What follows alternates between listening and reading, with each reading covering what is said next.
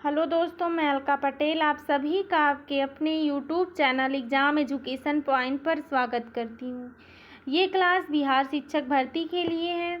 इस क्लास में हम लोग बिहार शिक्षक भर्ती के लिए जो इम्पोर्टेंट टॉपिक्स हैं उनमें से कुछ टॉपिक्स हम लोगों ने पिछली क्लासेस में किया था, तो कुछ जो टॉपिक्स हैं उनसे बनने वाले जो इम्पोर्टेंट पॉइंट्स हैं उनको हम इस क्लास में करेंगे। तो देखते हैं, जो टॉपिक दिया है वो दिया है रामायण परिपथ में शामिल इस स्थल। जो शामिल स्थल है वो इस प्रकार है, मतलब जो शामिल स्थल है उनको देखिए दिया गया है इसमें। तो सूफी जो मत में है वो स्थल दिए गए हैं। तो पिछली क्लासेस में भी हम लोगों ने जैसे देखा था कि जो पर्यटन स्थल थे या जो दार्शनिक स्थल थे, जैसे पटना के, राजगीर के, नालंदा के, इन सारे टॉपिक्स को हम लोगों ने कवर किया था पिछली क्लासेस में।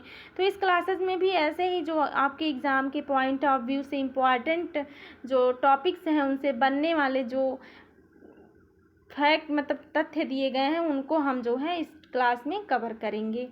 तो अगर अभी तक आप लोग चैनल को सब्सक्राइब नहीं किए हैं तो आप लोग चैनल को सब्सक्राइब कर दें और क्लास को अपने दोस्तों तक या फिर आसपास जो लोग तैयारी कर रहे हैं बिहार शिक्षक भर्ती की उनके पास शेयर कर दें, ताकि और लोगों को भी इस क्लास से हेल्प मिल सके। तो हम लोग अपनी क्लास शुरू करते हैं। देखते हैं, दिया है इसमें रामायण परिपथ में शामिल स्थल इस प्रकार हैं। क्या दिया है? तार भोजपुर। जो दिया है इसमें स्थल वो तार भोजपुर, अहिरौली बक्सर, राम रेखा घाट बक्सर, प्रेतशिला पहाड़ी गया, गिद्धेश्वर जमुई, काको जहानाबाद, सिंहेश्वर स्थान मधेपुरा, फुल्लाहर मधुबनी, सीताकुंड मुंगेर में, रामचूड़ा वैशाली, अहिल्या स्थान दरभंगा, माँ जानकी सीता और जन्म स्थली पुनौरा धाम सीतामढ़ी। ठीक, हलेश्वर स्थान सीतामढ़ी, पंथ पाकड़ सीतामढ़ी, जानकीगढ़ पश्चिमी चंपारण, वाल्मीकि नगर पश्चिमी चंपारण।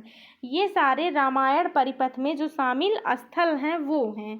ठीक, कौन कौन? तार है, अहिरौली है, राम रेखा घाट, प्रेतशिला पहाड़ी, गिद्धेश्वर, काको, सिंहेश्वर स्थान, फुल्लाहर, सीताकुंड मुंगेर, रामचूड़ा, अहिल्या स्थान, माँ जानकी, जन्म स्थली पुनौरा धाम, हलेश्वर स्थान, पंचपाकड़ और जानकीगढ़ वाल्मीकि नगर पश्चिमी चंपारण। ठीक, आगे देखते हैं। बुद्ध परिपथ के अंतर्गत शामिल स्थल हैं।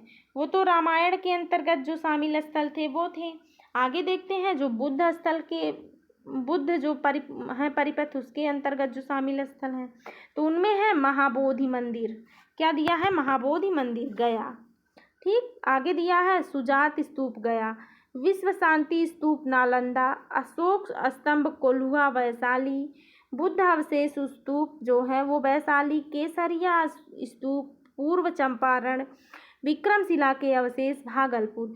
ये सारे जो स्थल हैं ये बुद्ध परिपथ के अंतर्गत जो शामिल स्थल हैं उनमें आते हैं। महाबोधि मंदिर, सुजात स्तूप, विश्व शांति स्तूप, अशोक स्तंभ कोल्हुआ, बुद्ध अवशेष स्तूप, केसरिया स्तूप पूर्व चंपारण, विक्रमशिला के अवशेष भागलपुर।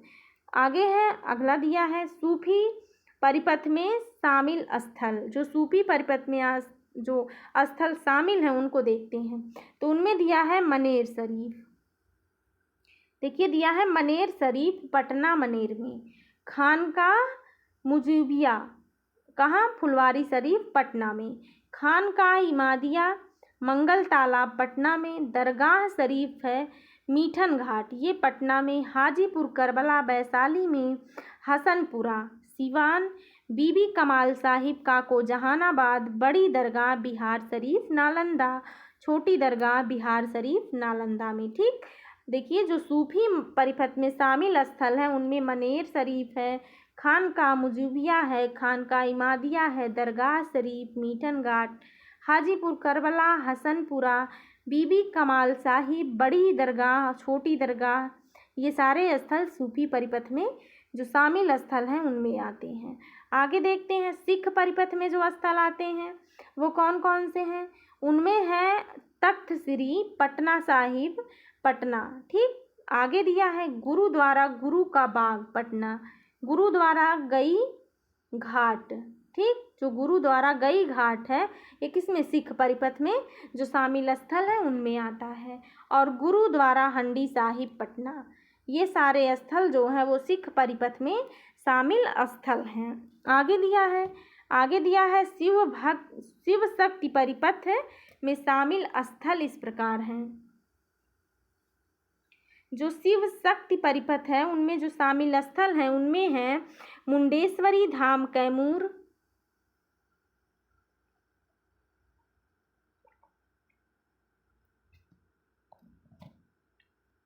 क्या दिया, मुंडेश्वरी धाम कैमूर, बाबा कोटेश्वर नाथ मंदिर गया, देखिए,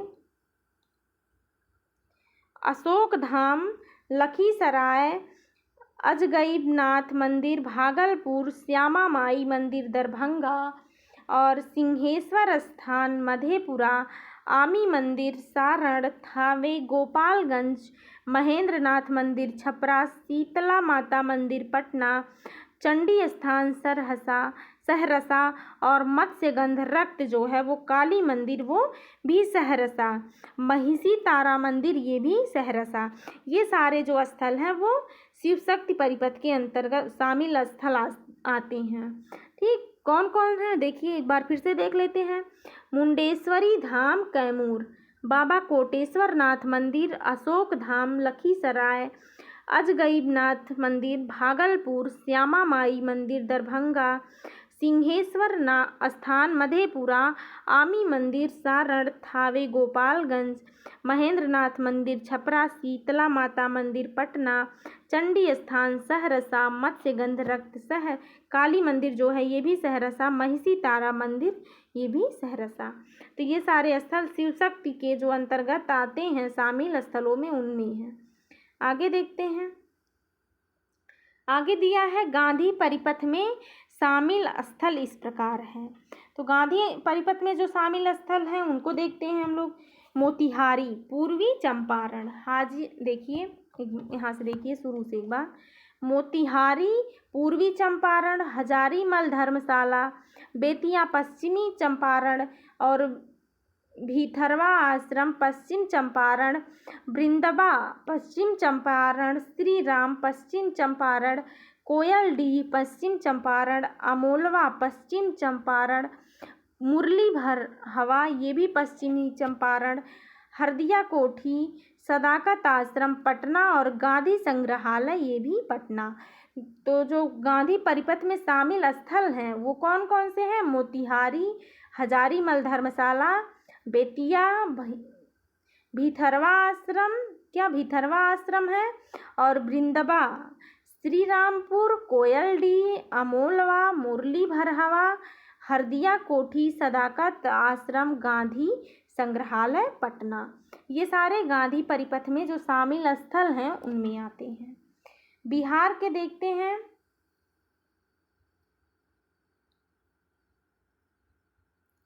बिहार के प्रमुख पर्यटक स्थल, इनमें देखते हैं हम तख्त श्री पटना साहिब, पहला जो स्थल है उसको देखते हैं तख्त श्री पटना साहिब। इस स्थल को देखते हैं, दिया है तख्त श्री पटना साहिब जिसे हर मंदिर साहिब के नाम से भी जाना जाता है। सिखों के लिए महत्वपूर्ण स्थल है। सिखों के जो 10वें गुरु श्री गोविंद सिंह थे, गुरु गोविंद सिंह, उनका जन्म 22 दिसंबर 1666 को यहीं हुआ था। ठीक, आगे दिया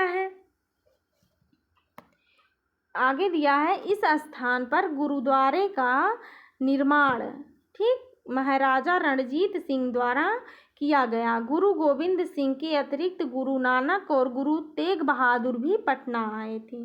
तो जो तख्त श्री पटना साहिब है जिसको क्या हर मंदिर साहिब के नाम से भी जाना जाता है, और ये जो स्थल है ये जो स्थान है वो सिखों के लिए बहुत महत्वपूर्ण स्थल माना जाता है, क्योंकि जो सिखों के 10वें गुरु थे गुरु गोविंद सिंह, उनके जन्म को यही माना जाता है कि इनका जन्म यहीं हुआ था।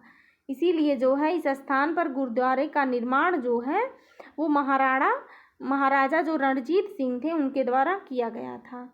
आगे देखते हैं।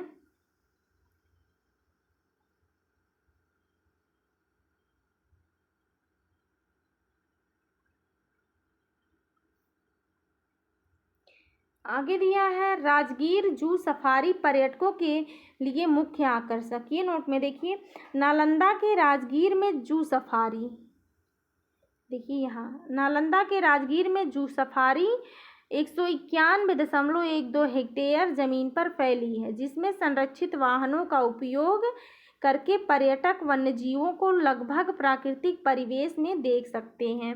यह जू सफारी के उसी स्थान पर संरक्षण का प्रयास है जिसमें वन्यजीवों को बड़े क्षेत्र में खुली जगह में देखा जा सकता है। जो जू सफारी में 30.53 हेक्टेयर शाकाहारी जानवरों के लिए और 20.60 हेक्टेयर भालू सफारी के लिए, 20.50 हेक्टेयर तेंदुआ सफारी के लिए और 20.54 हेक्टेयर बाघ सफारी के लिए निर्धारित है। इनके अलावा अत्याधुनिक जो चिड़ियाघर और तितली पार्क भी राजगीर जू सफारी में विकसित किए गए हैं। पर्यटकों के लिए अत्याधुनिक स्वागत सह उन्मुखीकरण केंद्र, वन्यजीवों से संबंधित फिल्में दिखाने के लिए 3D मतलब 180 डिग्री थिएटर, टिकट काउंटर और आधुनिक जो प्रेक्षागृह भी विकसित किए गए हैं। ठीक, आगे दिया है सफारी के अंदर, देखिए सफारी के अंदर वाहनों की आवाजाही पर नियंत्रण के लिए CCTV कैमरे और नियंत्रण जो प्रणालियां हैं वो भी लगाई गई हैं। वन्य जीवों के स्वास्थ्य की निगरानी के लिए एक आधुनिक अस्पताल और आहार गोदाम को भी विकसित किया गया है। तो आज की क्लास यहीं तक। आप लोगों को क्लास कैसी लगी आप लोग कमेंट में अवश्य बताएं, और अगर आप लोग अभी तक चैनल को सब्सक्राइब नहीं किए हैं तो आप लोग चैनल को सब्सक्राइब कर दें और क्लास को लाइक और शेयर कर दें। मिलते हैं अगली क्लास में, तब तक के लिए आप लोग अपना ध्यान रखिए, खुश रहिए, मस्त रहिए और अपनी तैयारी बेहतरीन ढंग से करते रहिए। तब तक के लिए जय हिंद।